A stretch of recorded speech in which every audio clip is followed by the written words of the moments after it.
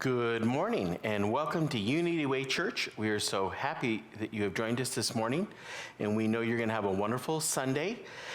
But first, I want to say I had some concerns about Papa Charlie not wearing the proper mask. So I just wanted everyone out there to know in Unity Land that Papa Charlie has the correct mask on. So I don't want anyone to worry, but he is protected and he promises to be quiet. He's not going to do any criticism, so it's all good. We have to remember we're in the Corona times.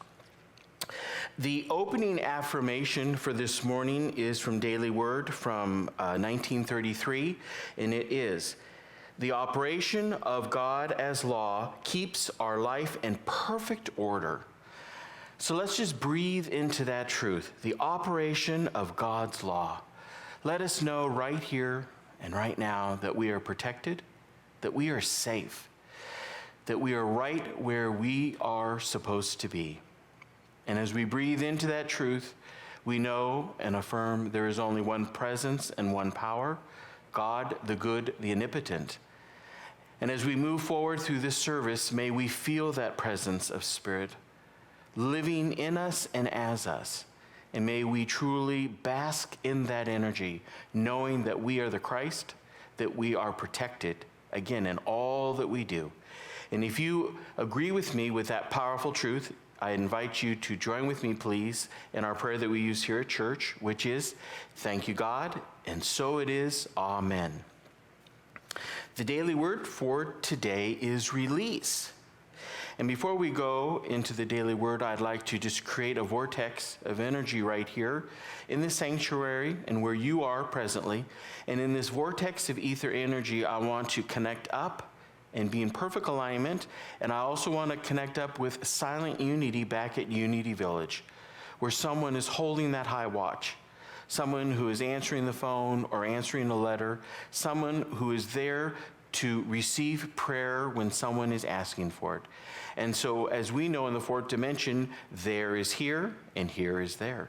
So as we connect and link up with silent unity, we know that we are being blessed by their presence here, and we are also blessing them with our presence back at Unity Village. So let's feel that energy and just truly say, "Thank you, God," that we truly understand that we live in the one presence and the one power. Again, the daily word for today is release. The affirmation is, "I release all that does not contribute to my highest good." John's gospel tells of Jesus restoring life to his friend Lazarus, who had been dead for 4 days. As Jesus cries out, quote, "Lazarus, come out," his friend emerges from the tomb, burial cloths still covering his face and wrapped around his hands and feet. Jesus says to those who have gathered, "Unbind him and let him go." Even after a spiritual resurrection, I may remain bound, like Lazarus, by thoughts, ideas, feelings, and habits that keep me from the full experience of freedom.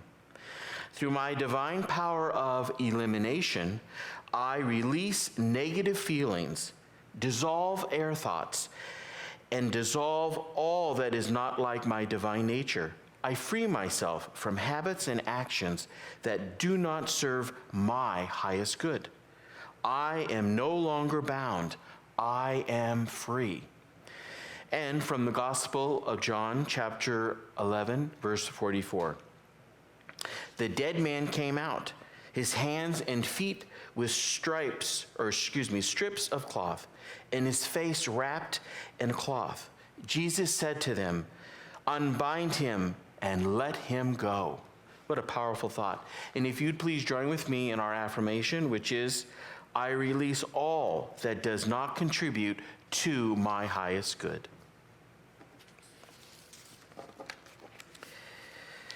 And now I'd like to share a little bit of a comic with you. And this is two beautiful little dogs. And the little dog is talking to the mommy dog. And it is, "Mommy, why are humans wearing muzzles?" The mother responds, "Honey, they are too dumb to learn to sit and stay." And I thought that was just so appropriate during this coronavirus time, because we're being called to stay put. But it's very hard. It seems like we have ants in our shoes, and we just want to move and move, and yet we know we need to be safe. So I just wanted to share that, as we know having a little bit of humor is really good for the soul. This morning we're going to be talking about being a lamp, a lifeboat, and a ladder. Be diligent about your thought, choices, and behaviors. All truth comes down to metaphysical thinking, which is truly being diligent about our thoughts and the choices that we make. What do we think? What do we feel? How much energy do we put into certain relationships? Where are we allowing our attention to rest? We choose. Choice gets easier as we move with the flow of good. You see, just affirming that life is good and saying that truth teachers said life is good is not going to help you if you truly do not believe that the essence of this universe is absolute good, which means we have to choose to think differently. We create ourselves. And that's a humbling thought, but we create ourselves, and what occurs in our life is the result of our own thinking and our feeling and our imaging. We are responsible for where we are in life, which means we need to wake up from the sleep of this third dimensional world where, again, outside effects are appearing to be causative, and metaphysically we know it's just the opposite. Cause is always from within. The world is the perception that we are holding. All truth education is self-education. So are you willing to be taught this morning? Are you willing to be teachable this morning? You see, it doesn't matter if you're in a classroom or if you're in a coffee shop. The question really is, do you really want to learn? Do you really want to show up and be present and listen to what is being said so you can process this truth? Allow it to marinate within your own awareness and truly allow it to become a part of your everyday life. You see, we don't learn anything if we don't want to actually learn.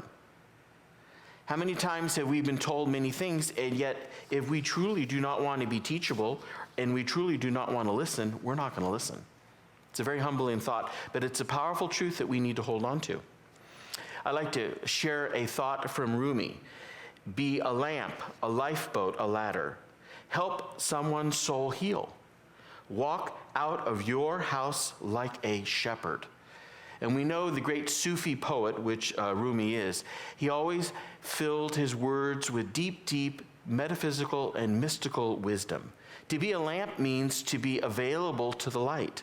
To be a lifeboat means to be present, to help not only yourself but somebody else, but also to be a ladder. Because sometimes we get into situations where we have to climb out. We have to get out of error thinking that no longer serves us. The main problem in our interconnections is the way messages are interpreted. When someone speaks, how are they perceiving what you're saying? It's very important. Now, sometimes in our ego nature, we say, I really don't care. I'm saying it the way it is. But I'm here to tell you, we need to make sure when we're speaking that both individuals, the one speaking and the one listening, are understanding what is being said, so then they can act upon that information. When we consciously make effort to determine how we are being heard, we are able to realize ways that our messages are given, the way it is being given, how it is received, and truly we can stop a lot of miscommunication. Just like in unity, many times people will say, we believe in only one presence, one power. It doesn't mean that we don't believe that there aren't selfish individuals in the world. It doesn't mean that there are not negative behaviors and actions that we don't agree with, but we just believe that the essence from which everything is coming from is good. It is just being misused in an improper way. Be a brighter lamp that leads with the gentle Christ illumination. Each of us have a light within us. Jesus, the master teacher, said, we are the light of the world. My question for us this morning is, where's your light? Is it shining? Are you allowing that light truly to ripple through your subconscious mind, out into every action that you take? Every day, not just on Sunday or Thursday, every day, in every action that you do, whether, again, getting the mail or taking in the trash. whatever you're doing, do it with that illumination. I'd like to share an interesting idea with you, and it's, we were given 2 ears, but only 1 mouth, because listening is twice as hard as talking. How many of us have been in a situation where someone's talking and we're already wanting to respond, and we haven't even allowed them to finish what they're saying? This is what causes a lot of miscommunication. I think one of the things that causes a lot of frustration and depression in our lives or our relationships is we're not listening to what is being said. Regardless of whether we agree what's being said, it's talk and yield, talk and yield. We have the ear, let's use it. We have 2 ears, let's not let them become dull. Because I think many times we allow ourselves to fall into situations where we're just not responding the way we should. We all act and respond out of our understanding. How can we understand if we haven't fully listened to what is being said? Listening truly is an art.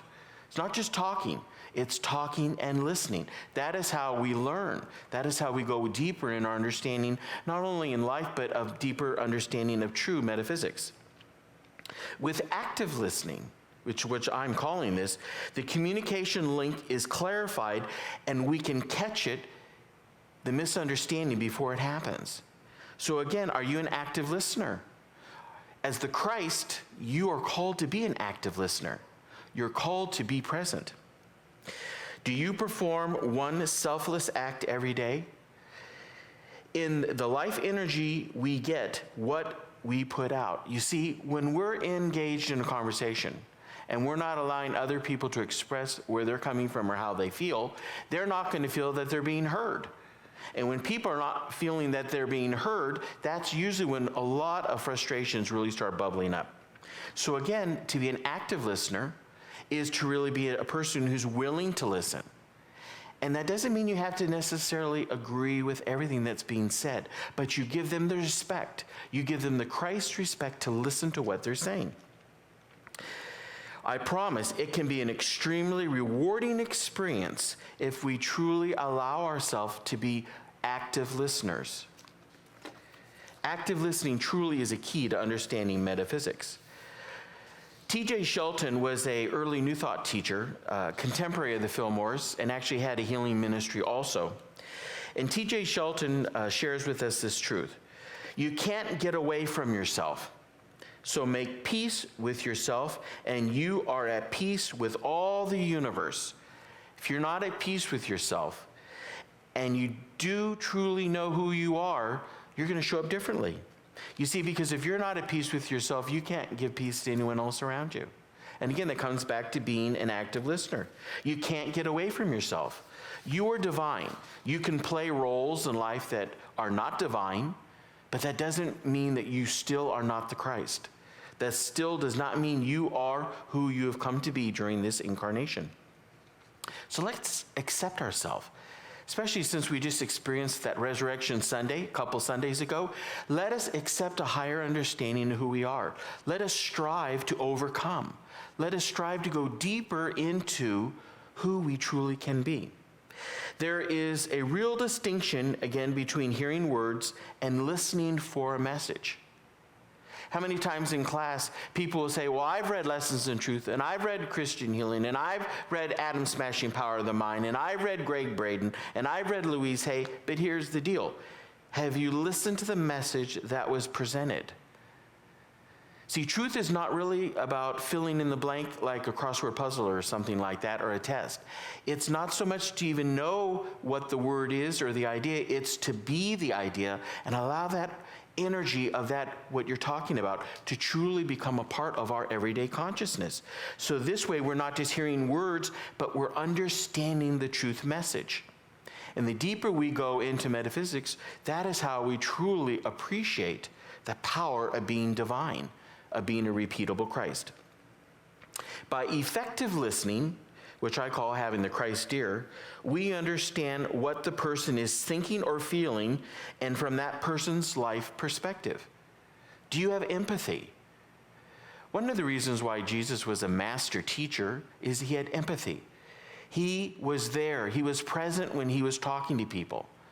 That's something that is translated from the ancient Aramaic that sometimes gets lost in our modern English translations. He was an effective teacher, but he had empathy. And you cannot have empathy if your heart is not open. How big is the ear in your heart?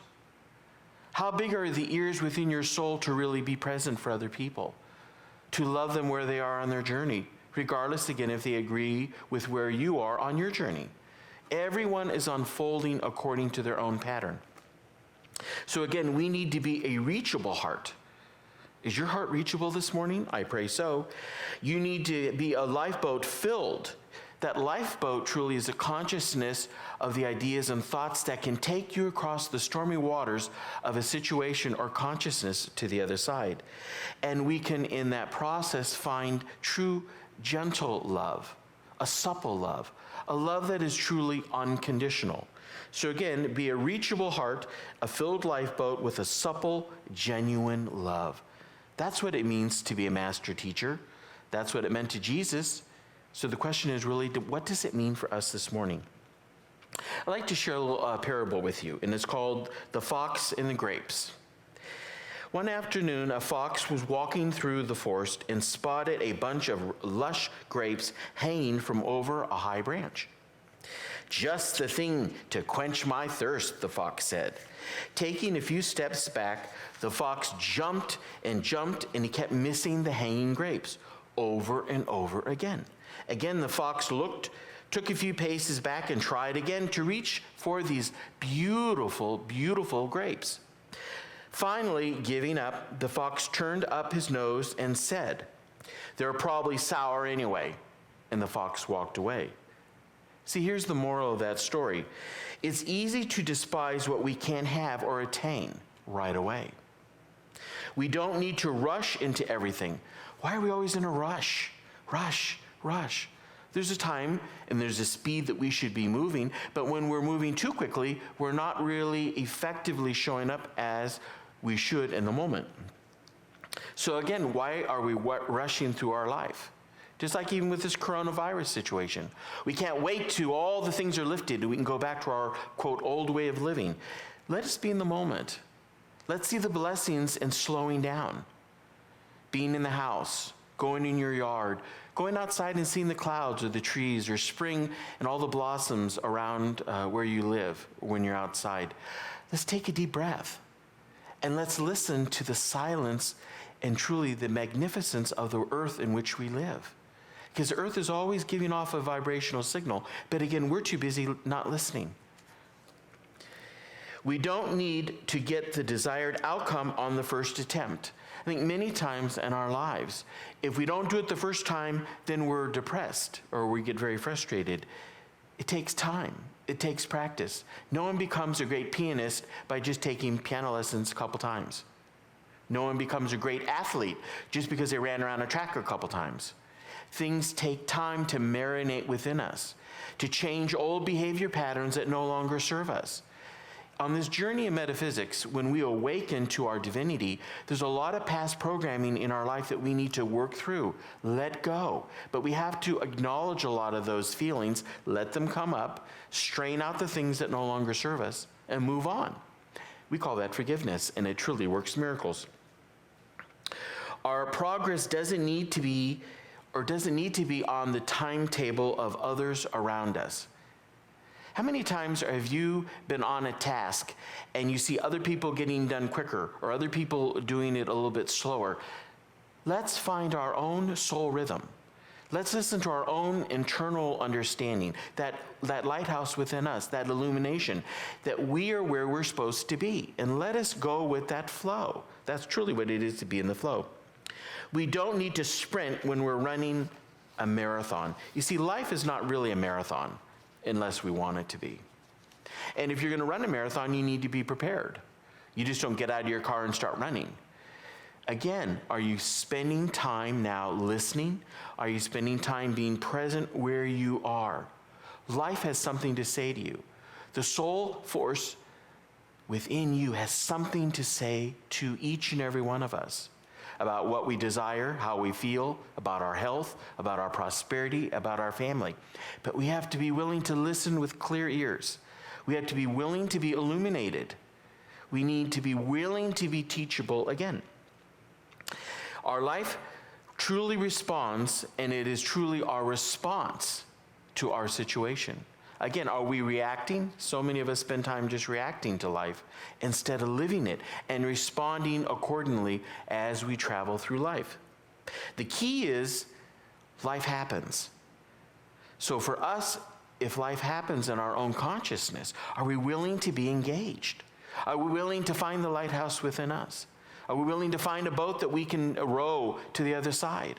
Are we willing to be teachable? That's what's so important, especially in our story of metaphysics. I'd like to share an idea with you, and this is from Rainer Marie Rilke, and it's everything that frightens us is in its deepest essence wants our love. Truly, we're all seeking unconditional love, whether we call it that or not. The presence of God within us is seeking us unconditionally. So something that really frightens us or something that has caused us great, deep frustration, maybe there's something within us that's truly calling for a deeper realization of love. And where's that love going to come from? Not from the outside, not from possessions. It's going to come from within. We're going to have a new and higher understanding that's going to give us a different perspective. So we're going to see this world and life differently. When we reverse the cause and effect, we have changed the law. You see, the flow, being in the flow can be a flow of negativity, can also be the flow of positivity. So what flow are you traveling in this morning? Do you want to be in the flow of absolute good? Or do you want to be in a flow of frustration?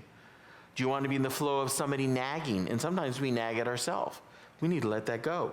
We need to listen to what our soul's saying, be in the specific moment, and act accordingly. We change the flow instead of limiting us. When we allow the flow within us to be limited, we're slowing ourselves down. When we're in the flow of truth, when we're following illumination, we're following the true teachings, it frees us, and we truly, truly feel blessed. If we are on a journey of truth, we truly should feel blessed every single day. That doesn't mean that everything in life is perfect, but we show up with the same joyous attitude. That's how you know if you're truly on the journey of truth. It's our attitudes, and our attitudes are going to reflect our flow, our true flow. Not the flow we put on as phony individuals in front of people, but the true flow of our soul energy, how we show up at the food store, how we show up when we're parking our car, how we show up driving on the freeway. Wherever we are, it's how we're showing up. That's where we are in the moment of truth. You see, the same law truly works both ways. It's cause and effect. Everything is a life lesson. One of the greatest truths I believe in metaphysics and unity in New Thought is everything is a life lesson. Many times in classes, I've had students say, I don't want any more lessons, Reverend Michael. And I always say, you're at the wrong planet, because we have incarnated onto this third dimensional world in which we live and move and have our being to respond and live through and flow through life lessons. So you have to really accept that. And by accepting that, that means that you take on the choice of changing how you're going to show up. You see, everyone we meet, everyone we encounter truly has a blessing to share with us if we're willing to listen, if we're willing to see it, if we're willing to allow people to be who they've come to be. And again, not because they're in the image that I want them to be, it's the image that they are to be in. That's the power in the unification of oneness. When things don't go our way, something better is always out there. And I truly believe this. If we are in a snag and we just seem stuck for some reason, there's something better coming. But we need to be open. We need to be in that place of understanding. We need to find our lighthouse. We need to find that boat. We need to be willing to change. A boat that is not willing to cross the water is really not a boat that's going to help you. A boat that's over at a dock someplace or on a wharf If you're not there, you're not going to be able to get into it. So whether it's there or not is really not the important thing. The important thing is finding the boat and the dock, and then you're willing to get into it. And that's what metaphysics teaches, being and living in the moment. The lesson we learn today will be the next step we move forward in a better understanding that we truly are divine. That is how we change lives. We change our own life first. From Paul's letter to the Galatians, chapter 6, verse 9. Let's not get tired of doing what is good. At just the right time, we will reap a harvest of blessing if we don't give up. How many times do we give up too soon? How many times do we say, Uncle? We need to truly be more diligent, more persistent in our truth understandings, because it causes us to grow. It causes us to show up differently. Paul says we need to get truly the right perspective. And when we get the right perspective, all these things before us that we call problems truly are lessons to be learned, skills that we can acquire. It puts us back in the now moment. We need to persist, and we need to not focus on just temporary things. We need to look for the long haul. We need to look for the long-term gain.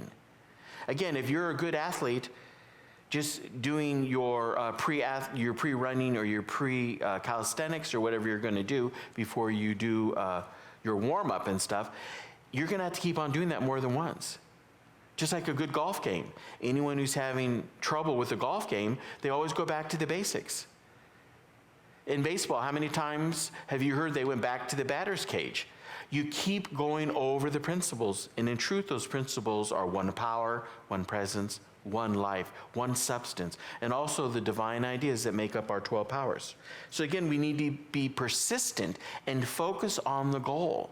Again, that goal is illumination. Do you want to truly be enlightened during this incarnation? Only you can answer that question. But I believe we're in this journey to laugh, to smile, but also to grow and to truly expand into the awareness we truly have come to be. So don't look with a short-term view. What's happening to me right now? So many times we ask, why? We should be asking, how can I use this to grow? How can I use this as a stepping stone so I can step out of this present situation because I'm not happy where I'm at? I can use this situation to step out. I can use this situation to step in maybe into a different lifeboat. A boat that can take me across the river, take me across the ocean to the goal or destination that I want. And of course, we know that goal and destination is to be the realized Christ presence right now. Not when we take our last breath, but right here in that resurrection consciousness. So we need to think about, what kind of character do we have? Truth builds character. And I think many times in our society, we don't talk about character building. But when you're persistent, and especially in the study of metaphysics and truth, we want to build our character. We want to build up our spiritual endurance. Because we know truth is cumulative. It does keep growing and expanding within us, but we still have to keep working on it, because that's who we are. Again, I'd like to share with you some ideas, and it's assessing, listening, and then acting. I would like us to consider the past 24 hours. Did you achieve what you set out to achieve? Did you experience any disappointments? Do we contribute, or did we contribute silently to a task that we weren't fully engaged in, and we kind of thought or hoping somebody really did notice that we weren't really present? I think we need to be honest in our life, and we need to be candid with ourselves first. But that doesn't mean we have to be harsh. We need to have self-inventory. We need to be self-reflective. But that doesn't mean we truly have to take it all the way to the extreme. But if we haven't showed up the way we want to show up, we need to own that, claim that, and realize that we, again, can use that as a stepping stone into higher understanding. Because when we don't really understand what we want, how can we, in our relationships, have other people understand what we're talking about? You can't have understanding. And there lies the challenge with so much miscommunication. So many things that go amiss is because there's miscommunication. And a lot of it sometimes goes back to individuals not being honest with where they are. If you're having not the greatest energy day, admit it. You don't beat yourself up, but you're present to it. And you allow the people in your life to know where you are. And I think that's being honest with ourselves. And I think when you are honest, then we're authentic. And it really shows where we are on this spiritual journey. Because as true students, if you're not authentic, you're truly not on the journey that's going to transform your life. And you're truly not the individual who can walk out of a tomb like Jesus the Christ did. We can identify key patterns, and we can identify the ones we want, and we can let the other ones go. We all have places in our life, patterns of thought, feelings, or emotion, triggers that come up. There are triggers, not necessarily theirs. We really don't care where their triggers are. It's our triggers within us. So again, it calls for illumination. It calls for us being willing to change, willing to be present with our own self. We may need to practice, and we may realize that we don't need many parades. I think many times when we do something good and we really achieve something great, I think many of us want all big parades going on and the music and the bubbles and all that stuff. Do you really need that? Jesus didn't need that. When Jesus walked out of the tomb, did he say, "Where's the orchestra? Set the orchestra. Let's start playing a song." That's not what he said. And I think many times we have overcome. We have achieved so much from where we once were. But do we really need a parade? And is the parade really for us? Or is it for the people around us? Now, if you have a parade within your own self, your own soul, there's nothing wrong with that. You can pat yourself on the back, as Eric Butterworth used to say. There's nothing wrong with that. But again, are you seeking this attention for really not a healing reason? So again, we need to dust ourselves off. And we need to identify the habits this morning that we want to develop. What habits do you want to develop? Only you can answer that question. So many times we barge through our life not truly being effective. Pushing. There's a time to push. Pushing is not persistence. Just like many times people will come for counseling and they'll say, "Oh, I'm very stubborn." Stubbornness is not really always a virtue. There's a time to be persistent, but when you really fall into the idea, truly the definition of being stubborn, that means you're really not willing to grow. You truly are a boat that's still tied to the dock. Your boat's not going to get across any stream or any ocean. And again, what ties us to the dock still are old thinking patterns. Maybe we need to untie ourselves, and only we can untie the things that are binding us. And I will say everything that binds us has something to do with forgiveness. And truly, unless we untie those ropes or cords, we're not going to be free. We're going to be stuck to that dock. Oh, we can paddle and paddle, but we're not going to go anywhere. How many times in our life have we felt that we're exhausted, go to bed tired, wake up tired, but we didn't go anywhere? It's because we have some forgiveness issues to look at. And I think when we have this Christ ear of understanding and illumination, self-forgiveness is always the beginning step. One of the things that happens too is that when we're in great fear or we suffer, we truly become paralyzed. As an active divine being of divine mind, who wants to be paralyzed? We want to be free to move and go as we see. We want to show up again and act according to how we want to act. Again, so this brings it back to that quote to Rumi. A handy ladder we can't ever grab is like having no ladder at all.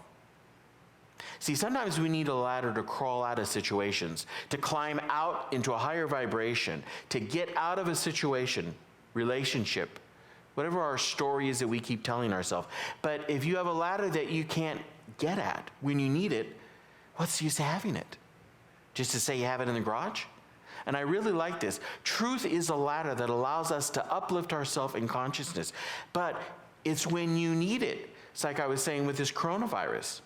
This is when we practice our truth. We are still safe in what we do, and we're doing what the law requires, but we still know that we truly are the Christ and that we're healthy. The nature of our bodies is health.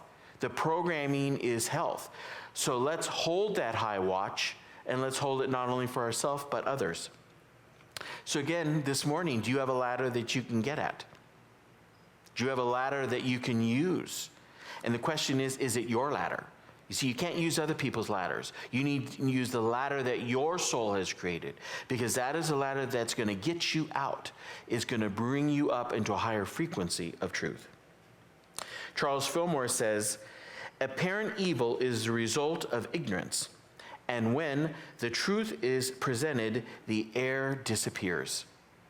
That's the power of truth. You're dealing with a fourth dimensional understanding. In the fourth dimension, many of the ideas and thoughts, if not all the ideas and thoughts of third dimensional thinking, are dissolved. Because in the fourth dimension, it doesn't exist. It's at a higher frequency. So again, what we call is evil, and I'm not saying certain things could not be evil, or we'll call it ignorance. When we are in the right frame of mind, we see and perceive it differently. We hear it differently. We hear someone suffering. We hear a soul that's wounded. And what's our response? Unconditional love. We hear what they say. We're there to hold their hand. We're there to be with them in spirit, not to tell them what to do, not to tell them our story, unless they ask for it, but to be there and listen to their story. So again, we need to remember, a personalized good and evil, which we do not believe in, creates so many of the life challenges that we have. If you build a house near a river, chances are, when the river overflows, it's going to flood your house. Now, is that God's problem? Is it God somehow wanting to flood your house? Some people call that an act of God. They call it evil. But in reality, who's the one that built the house near the shore, the riverbank? We need to be responsible for truly where we are. True students follow Jesus, and they recognize that there's a supreme spirit within humankind. That supreme spirit is within each and every one of us. And it is the one God, the one Father, Mother, God essence in all humanity. Once that unifying idea is captured within a consciousness, life is changed. Life is changed. You become illumined. You become your own lighthouse. You become your own lifeboat. You also have the ladder that you can use with wisdom and deep understanding to climb out of situations that allow you to truly show up differently, to grow and experience greater good in your life. Anne Frank says, people are just people. And all people have faults and shortcomings, but all of us are born with a basic goodness. What a powerful thought. And this is from Anne Frank. And of course, this was written before she transitioned, of course, and we know how she passed. But what a powerful thought, even at this young age. Anne Frank knew, even when she was being sheltered, hidden in a house, because the Nazis were out after anyone who was Jewish, she still believed that people are just people. And even though they have faults and shortcomings, there's still a basic goodness. So today, as we're going through the situations that we're traveling through in our own world affairs, are we willing to see the goodness? Are we willing to stand up for the goodness despite appearances? We are all perfect and expanding. We need to adore our own soul self because we are worthy. And we truly know that as we allow ourselves to be worthy, we can experience the best that this life has to offer. And what happens is vibrationally you change. On this journey, when you think about thoughts, when you pray about going into meditation with truth ideas or mantras or affirmations, the reason why we do that, we think it and we feel it and we image it, is it changes the vibration of our central nervous system, which of course changes our energy grid, which changes our aura, which again changes and becomes our field of attraction. Thoughts held in mind produce after the kind. We are creating by choice the experiences we want in life. It's a powerful, powerful truth. But sometimes we kind of, I think, step back from it because we're a little bit sometimes scared, I think. But we have to realize when we're in control, we can walk where we want to. Being a brighter, shining lamp, that's us. We need to be a brighter, shining lamp. A living lifeboat rooted in truth. Is the lifeboat you have, does it have holes in it? Because if it does, it's not going to get you where you want to go. Be a sturdy ladder that's ready for use. This is really important again. If you have some ideas or thoughts or books or whatever it is you go to, it's your go-to material, if you can't access the truth that's in those books, it really doesn't mean anything. It's like having a green thumb. A green thumb isn't for one particular plant. A green thumb is the idea that you love to garden. You like to go through those experiences and that process of planting and harvesting. It isn't just one particular fruit. I mean, a real green thumb is a green consciousness that salutes life in this earth and wants to be a part of that growing and expanding of nature around us. Very important. Stephen Richards says, the only time you fail is when you fall down and stay down. Are we willing to stand up, even if we have not met our goal? Are we willing to roll up our sleeves? Are we willing to try it again? Are we willing to take another stab at it? Are we willing to go deeper and read the book that didn't make sense for us? It's very important, because what happens in the process is a transformation within our own soul. You see, when defeat comes, if we accept it and we use it truly as a signal that somehow our pattern that we were following was not sound. You know, the great Greek philosopher Zeno said, the first part of learning is to unlearn our errors. How many errors do we still have to unlearn? It's a very interesting idea and so relevant even today, because many things we've learned are not accurate. But if we keep acting like they're accurate and keep acting out of that inaccuracy, how's it going to get us anywhere? It's not. There's a time where we have to unlearn those errors, and we replace them with truth.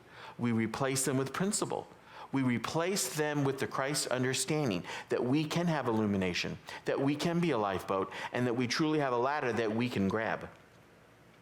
Be an illumined lamp, be a secure lifeboat, be a functional ladder for our own self and others.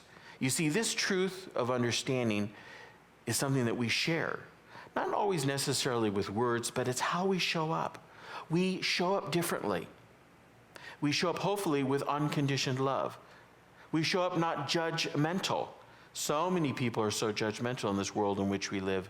Maybe we could make a true conscious effort not to be so judgmental with ourselves first and with humanity around us. Let's take a deep breath and let's realize that we're all on this growth journey together. Madison Taylor says, apologizing chronically can be a sign you are feeling you don't have much self-worth. How many of us are, oh, I'm sorry, even before they finish what the sentence is? You're saying you're sorry. It's a very vital idea, because many of us, if you're chronically saying you're sorry, you're truly saying to the universe, into your own self and the people in your life, that somehow you really don't have a lot of self-respect. If you don't have self-respect for yourself, how do you expect other people to have self-respect for yourself? We're not here to be living doormats. Now, we can become doormats, but that's again by choice. Once we know behavior and patterns and feelings don't serve us, if we choose to still live and act in those patterns, we're going to get those results. But we can think differently. And again, we can be illumined. We can take a boat that's going to take us in a different energy direction. And again, we can find a ladder that we can use, that we truly can climb out of thinking that no longer serves us. See, it's a pattern that we're working against. And once we have awareness of the pattern that no longer works for us, we can shift out of it. That's the power of illumination. That's the power of being a true student. Rumi says, you were born with wings. Why prefer to crawl through life? How many times do we always settle for second best? I'm here to tell you this morning, on this Sunday morning, is don't settle for second best. Find your first best. And if that's the best that you want, and that is the supreme good that you're searching for, claim it, be it, accept it. I don't care what the world around you says. It's what you think. Claim it. You have wings. But again, if you want to stay on the ground, you can stay on the ground. Truth allows us to soar. We are multi-dimensional beings. As the Christ, we can travel anywhere through time or space, consciously, if we truly have awakened, truly our true not only our divinity, but how to use it. See, knowing you're divine is not enough. You have to use it. You have to be it. We have to realize that we need to be well-rooted in our truth. Again, if you have illumination in things of the world, that kind of illumination is not going to really get you very far. Truth is about principle and law, cause and effect. When's the last time you went into meditation and you dwelt on and you prayed over the idea of the law of cause and effect? Something to think about. See, what's vibrationally impossible, what creates vibrational impossibility is that we're judging. We're always judging. I don't think we realize how judging we are as a people. And what happens then if we start judging, then we get the idea we have a vengeful God, and that somehow we're manufactured wrong, that we have original sin, that we're blotted out in some way. We have all this ignorance that we can never get away from. It's just not true. When you have true truth understanding, you realize that you're not a victim. You're truly a glorious creation of spirit. But you have to wake up, and you have to stay awake, stay awake, stay awake. Because what happens is this earth, this third dimension, puts us back to sleep. And we get hypnotized by all the things we see and hear on TV. It doesn't have to be that way. We can see things differently. In closing, I'd like to say we need to each be a brighter lamp. Not only for ourselves, but for this universe. We need to be a reachable lifeboat. Teachings and classes and verses and all the things that we can study, if we can't really reach them, they're not really going to do us much good when we really need them.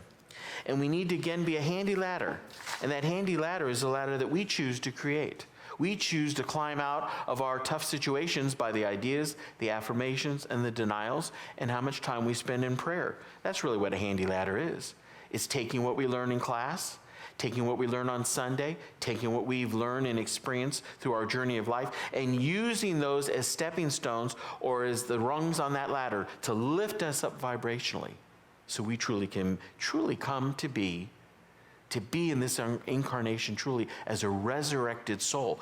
Remember, we live on this side of the empty tomb. Who wants to go back in that tomb and crawl around? It's time for us to not be in the dark. It's time for us to be in the sunlight. Our universe is a marvelous God playground.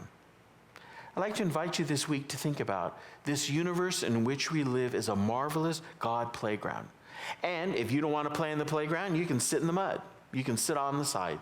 But there are so many treats. There's so many blessings. There's so many things that we can experience, from the slides to going on walks. There's so much in this beautiful universe.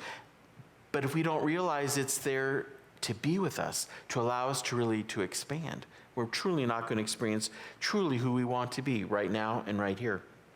So again, we need to wake up, and we also need to have some humor about life. That's why we have Papa Charlie here, and he has his mask. We don't laugh enough. Laughing is good. Laughing brings joy. And as I've said before, you can't have joy if you don't laugh. I truly believe that. So we need to be happy. That means we need to be happy now. That means we need to be happy in 20 minutes. That means we need to be happy in 4 years. Happiness is a choice and a state of mind. Being a lighthouse for illumination with our own self, we can share that with others. Being a lifeboat that can get us through, allow us on top of the water to sail to the destination that we want. And of course, we don't stay in the lifeboat. We get out and we get into another lifeboat, because we're always growing and expanding. We live in a consciousness that's always evolving and getting bigger. And then we find that ladder that we can use as the truth. Maybe the truth is lessons in truth. Maybe the book's Christian Healing. Maybe it means you need to come back to another Wednesday class with Reverend Michael. That's what it says here in my notes.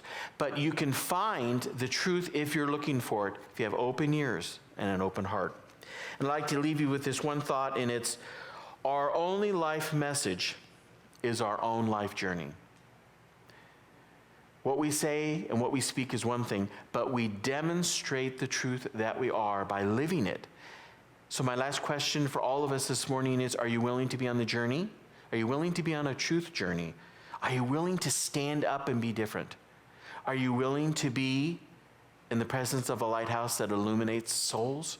Are you willing to be in a lifeboat that truly can take you across troubled waters, medical situations, anything that's troubling you? And you're willing to find the ladder that you can use to crawl out of ideas, thoughts, and images that no longer serve you. And the good thing is, once you use that ladder, you can find another ladder. You continue to grow and evolve. So again, our only life message is the journey in which we live. May today be the beginning of a new journey, a new truth journey. And may it be filled with joy. May you have light. May you have laughter. And may you truly enjoy this special, special day. Thank you and God bless.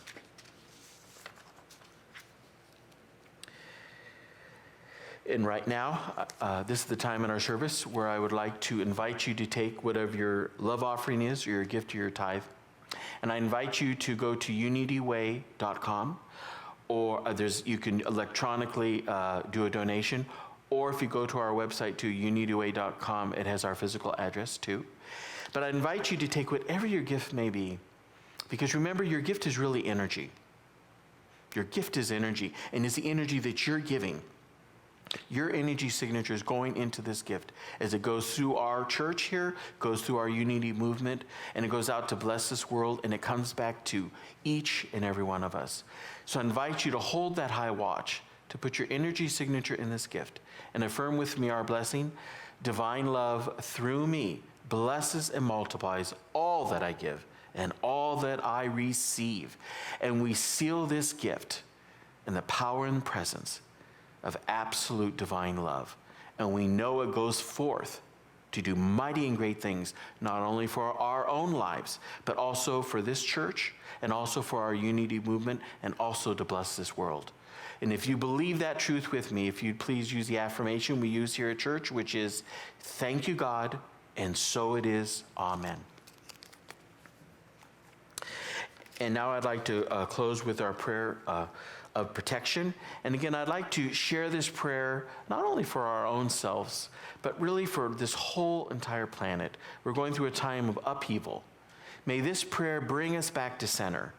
May this prayer bring us back to the lighthouse within each and every one of our souls, that we truly can be who we have come to be.